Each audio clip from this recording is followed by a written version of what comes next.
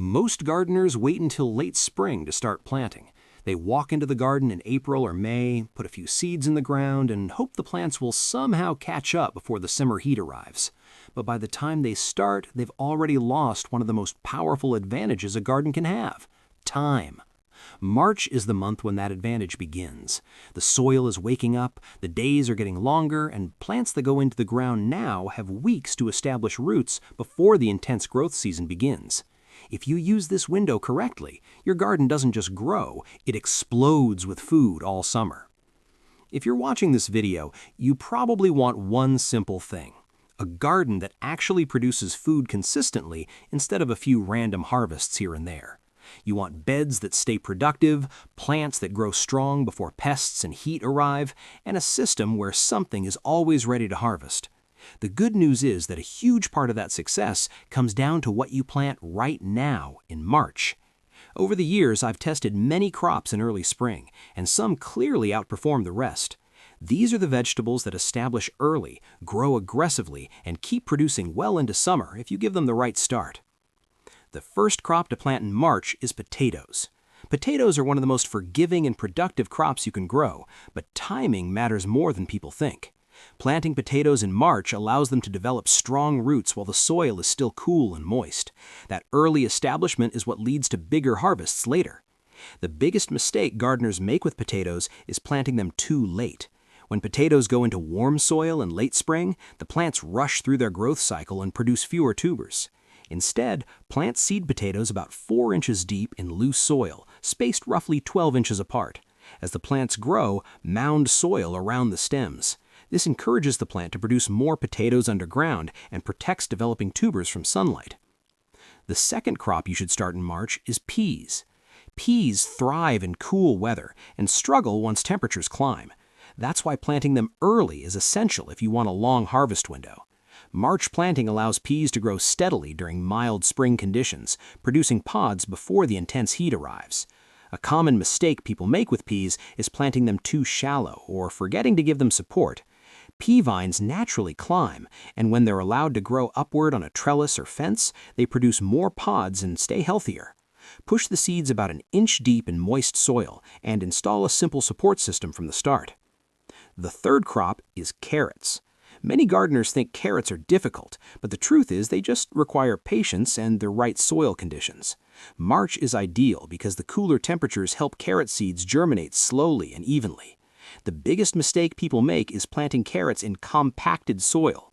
Carrots need loose, deep soil so their roots can grow straight. If the soil is hard or rocky, the carrots twist and fork instead of forming long roots. Before planting, loosen the soil at least 8 inches deep and remove large stones. Then sprinkle the seeds lightly across the surface and cover them with a thin layer of soil. Keep the soil consistently moist until they sprout. Next are lettuce and other leafy greens. Lettuce grows incredibly fast in the cool temperatures of early spring. When planted in March, it can produce harvests within just a few weeks. The key mistake gardeners make with lettuce is planting everything at once. This leads to one big harvest and then nothing afterward. Instead, plant small batches every 2 weeks. This technique, called succession planting, keeps fresh lettuce coming continuously instead of all at the same time. Another powerful March crop is onions. Onions take a long time to mature, which is why starting them early gives you a huge advantage. Plant onion sets or seedlings in rows with a few inches of space between each plant. As they grow, they slowly form bulbs underground. A common mistake is overcrowding them. When onions are planted too close together, they compete for nutrients and produce small bulbs instead of large ones.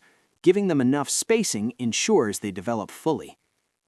Now here's a crop many people overlook in early spring: cabbage.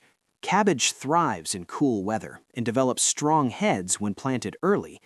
If you wait too long, summer heat can cause the plants to bolt or struggle.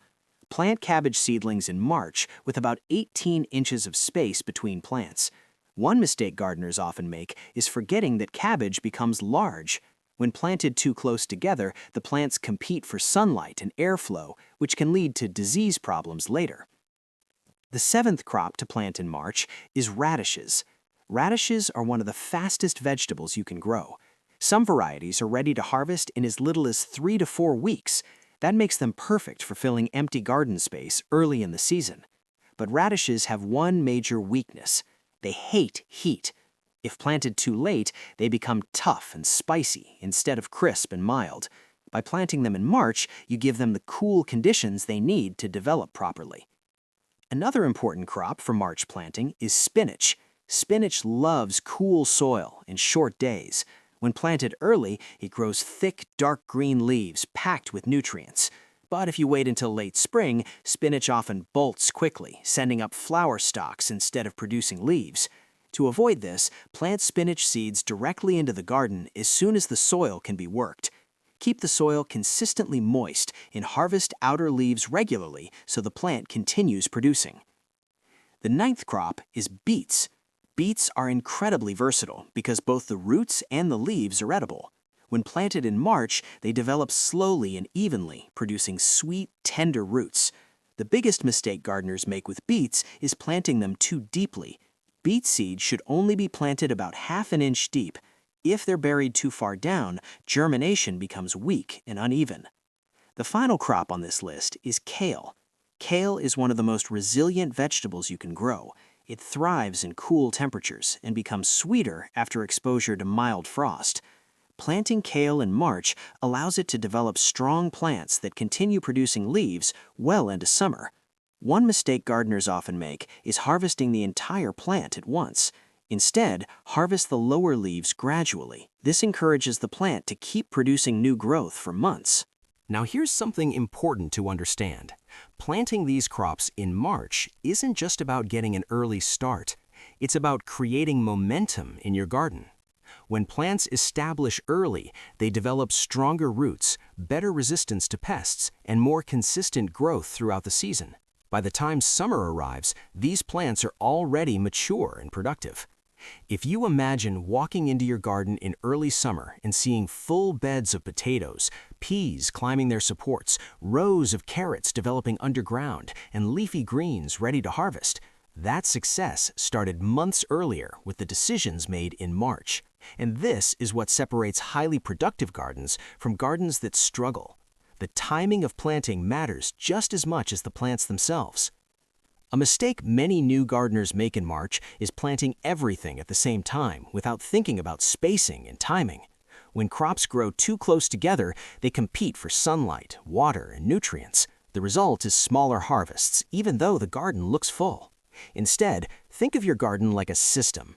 Fast growers like lettuce and radishes can fill the gaps between slower crops like tomatoes or peppers.